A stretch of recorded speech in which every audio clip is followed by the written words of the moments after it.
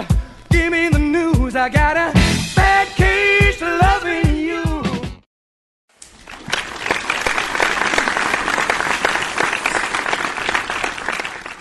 Well. Oh, where do you start? This is a round 3 wrap-up. What a big week it has been in Supercoach. What a big weekend of Supercoach. Huge. My team has been obliterated by injuries, and Who's that's what hasn't? we're going to get straight into. So welcome to our round 3 wrap-up show. Hopefully we can give you some tips and hints on how to get through this week and trade your way out of it, or not do anything silly with trades during this week either, because it's easy to jump on and blow some cash and some trades early as well. So Chris, welcome. Welcome, and just before we get into the serious business of Supercoach, I believe congratulations are in order for you, Chris P. Really? Yeah. Why is that? You got a Foxtel last week. I did get Fox. It's a round of applause. Round of applause. There's so much. Congratulations. There's so on much getting footy Foxtel. on. There's so much footy on there. I don't know great, what to look at. It's unbelievable. So that's a too much very footy. exciting moment in one's life when he does get Foxtel. It was. Well, Yeah. No, mate. thank you very much. Good work. Another round of applause for the Raven. Getting Foxtel. Good stuff. Right, so what we're going to cover today, Yep. tonight, whenever it is, the big questions. These are the big questions because everyone's asking basically the same questions. Yep. So we're going to cover the big ones that everyone needs to know the answers to. Yep. Simple as that. No worries. All right. Let's kick it off. First one, Nathan Five. Well, What to do with Nathan? what do you Fyfe? do with it? Well, we've just heard on the telly that apparently he's going to play this week. Right. They're going to risk it. They're basically saying, well, he's going to play until it pops. Until it pops out again. Exactly. And They're then not it could be the operating. season over. So he Yep. could play 1 week, he could play 6, he could play the rest of the year. Yep. It's a real dilemma, and this It is what is. Supercoach is all about, because you've got to make the call. What do you do? Do you trade him out now, or do you take the risk and keep him in your side where his value might drop a little bit more? Yep.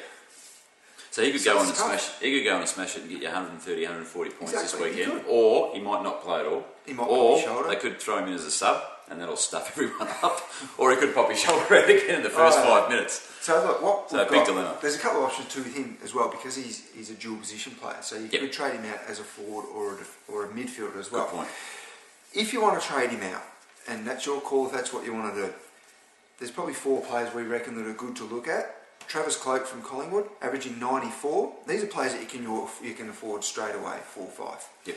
So he's averaging 94, good purchase. Jordan Lewis, we banged on about He's him a little killing bit it. pre-season, averaging 105, only going to cost you $4.99. And he's a dual position as well. Exactly, Yeah. so a little bit of change there for you. Yep. And he's doing well.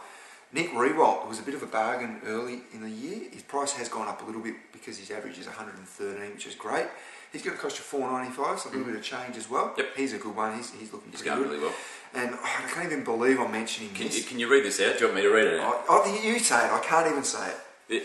Just I don't even know before why I I read this wrote out, if you haven't seen the end of episode 4, I think it is, with our Supercoach Super Tip at the end, go back and watch that, and then come back and watch this.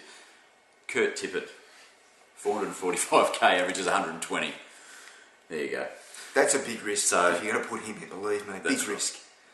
Big risk, but the scores don't lie. The first 3 rounds he's had ripper games, so there's not that many big forwards standing up. So he's one of them that's going well. Now, for your midfielders, there's only 3 we're going to mention. Lenny Hayes, he's averaging 110, 453k.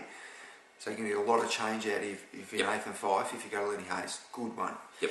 Scott Selwood from the West Coast, he's had a great start to the 134 point average, which is a monster He's average. flying under the radar a bit. Yep. There's 2 Selwoods there, so make sure if you do trade in, you get the right one. Scott, his price has jumped up huge. He's 503, but you can still afford him. Yep. And the other one's Callum Ward from Western Sydney. He's averaging 117. He's going to cost you 508. Yep.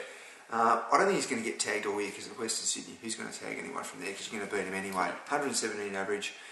He's a river to have a look at if you want to. Now, my theory is if someone goes out injured from a team, sometimes you can pick up another bargain from the same team because someone else has to step up. And that brings in Barlow to the equation, he's only dropped 12 grand. I'm loving Barlow. I think he's going to be the new Michael Barlow.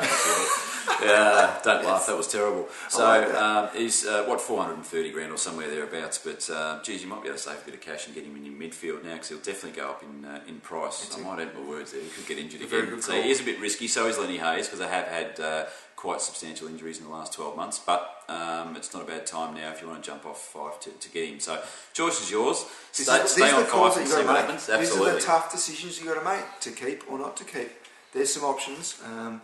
We've both got Fife, and to be honest, I don't even know what I'm going to do yet. Yeah, I'm going to wait till later in the week and see. Right. But these are some of the options. Have a think about it, see how you go. Okay, the next big question is, do I hold on to Dustin Martin, Chris P?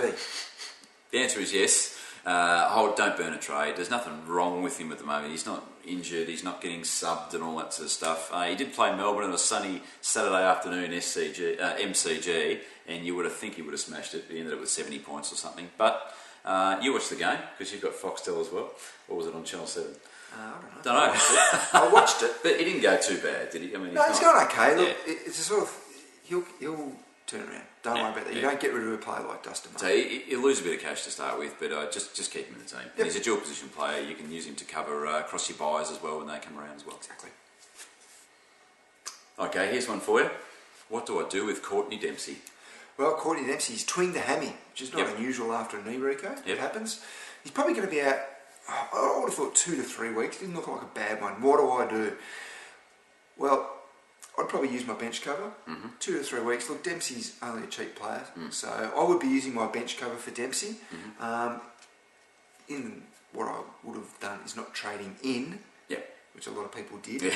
And those people wishing they had Broughton as well. Exactly. But look, it's a 2 to 3 week injury. I'd just be using my bench cover for Dempsey. And also too, if you keep Dempsey, his break even's still really low. So when he does come back, he's still going to make you that money that you're after. So it's not the end of the world for anyone that's got Courtney Dempsey. If you can he's hold still off. going to make you some coin eventually. Yep. Okay, big question. You've been pretty passionate about this on the Facebook site with the questions that have been coming in. Now, just control yourself. Okay. I'm going to ask you this one, but just don't get up and start kickboxing me or the camera or anything like that. Why shouldn't I sideways trade? Yes, I have gone on about this before, and I'm going to keep going on about it until people stop doing it. Now, I'll tell you why. Can I have my notes? I'll tell you 2 reasons why you don't sideways trade. Right. Brian Lake and Greg Broughton. Round 1. Well, that's 2. Was it? Yeah. Okay. The first round, everyone was wanting to get rid of Brian Lake. Yep. Because he had a shocker. The next week he comes around, gets 110. That's right. Round 2, it was Greg Broughton's turn. He comes out the week after. And what did he get? He got 110 as So well. it's a 110 rule. Exactly, we might call it that. Yeah. This week, it's Dustin Martin's week. Dustin Martin will get 110. Exactly, so this is why you don't sideways trade. You heard it here first. Because, look, you just don't get rid of a player based on 1 or 2 bad games. You're wasting your trade, and we have seen this week why it is so important to save your trades. Because injuries and suspensions are going to happen. You're going to get long-term, medium-term injuries that you're going to really have to use your trades. Don't waste them where you don't have to. That's right. You can't predict. Like this has happened with Courtney Dempsey as well this week. A lot of people going, oh, geez, I better get Dempsey, and he's had a couple of cracking weeks. Look what happened. Yeah. He gets like 6 points, or whatever it was. That's people have burned a trade for nothing. And then you need to use some trades if you want to around those 3 bye weeks because they're going to be very, very difficult. Exactly. You've got to particularly save if you're them. going for your league win, you want to beat your opponents. And the other thing is, towards the end of the year, you're going to need trades to when they start resting players as well. Exactly. So it's going to be carnage at the end of the year because they'll send guys off early for operations. Exactly, and that's when your Supercoach finals come around. Yeah, that's right. And that's when you really need your trades to win your leagues, is when you make the finals. And that's when you really need, 4 or 5 in the bank to, win a potential prelim or grand final in your league. That's when you're really going to need them. Not now to do a stupid sideways trade. And a message, if you're coming onto Facebook and asking me about a sideways trade, I've tried to be nice about it, but I may not be nice for much longer. Please don't even mention it. All right, we'll settle down. And we mentioned that on the last episode as well, so you're right. I think I'm okay. Hopefully that's the last we hear about it. Okay, good. Unless there's a severe form slump and we have to recommend one, which doesn't happen often. Okay. But we'll let you know if we need to. No worries. That's it on sideways trades now. There we go. Done with it. Righto, this one is the last of our big questions, and it's to Chris P again. And I know this one affects you. It does. What do I do with Matthew Leuenberger? Well, shattered. He got 8 points and dropped quite a bit of cash for me. But 6 weeks out at least, I'll be trading him out. Now the question is, who do I get? I've currently got, like a lot of people have, Giles, Redden, and Stevenson. The rookie ruck setup. The rookie ruck setup. So I've got those 3 guys. I'm thinking about risking it and actually going another rookie. Billy Longa's coming in for the Brisbane Lions. Now this is a risky option, but it's not a bad one. So now, he's 160 grand. He's one of the top draft picks.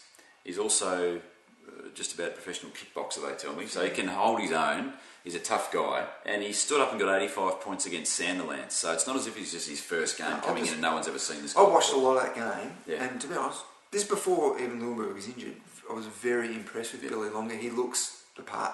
Now, and he's got good size, he can play. I think he only had 8 to 10 possessions for the game at 85 points, because he was taking the contested marks, tackling and hitting his targets. And a lot of hit-outs, obviously, as well. So, if he can throw a couple of goals in there as well, then you've got another Giles on your hand, and he's going to make you money. So, the theory there is, a bit like Fife to Barlow, risky, but if Fife goes out, Barlow's going to pick up extra points. He's going to have to take on a bit of extra responsibility. So is Billy Longer at the Lions. And that gives you a lot of spare cash. Yeah, that's right. Which to...